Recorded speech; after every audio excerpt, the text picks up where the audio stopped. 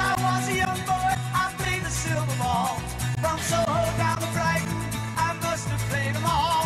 But I ain't seen nothing like him in any amusement hall. That deaf, dumb, and blind kid sure plays a mean pinball. I never know if I'm going to like a machine until I buy it, fix it, and see how it plays. You know, I have like 6 or 7 right now, but I've owned probably 80.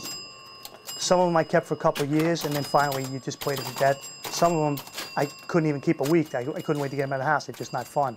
And what I think is not fun, another guy is breaking down my door to buy.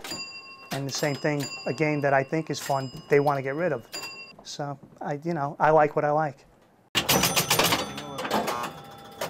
I used to be in the auto business. I had a shop for 30 years.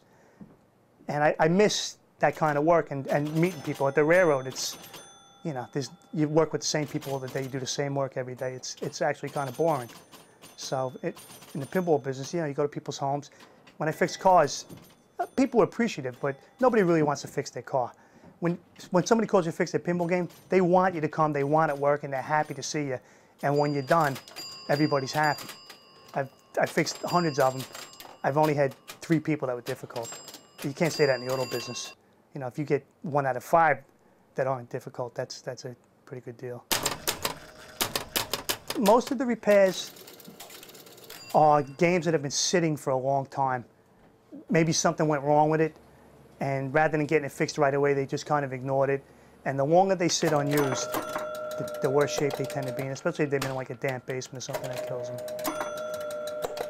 Most of the games I own are the older games. You could look at the game and you could tell exactly what the pulse of the country was. In the early 60s, it was all rockets and space. In the late 60s, it was hippies and like rock and roll and flower power. And you could tell what the country was about. In the 50s, it was cars, big tail fins. And it's always, the big theme is always cards, pool, bowling, stuff like that. That was always like a big pinball theme.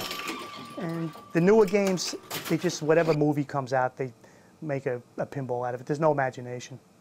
It's terrible here. There's only so much you can do with it. It's still a pinball game, 2 flippers, 3 flippers, and a ball. But there's a lot, there's just a ton of things you can do with it. There's a pinball machine for everybody. Whatever you're into, you can find a pinball machine that'll suit your hobby or your taste. So they made hundreds of thousands of them. It was crazy.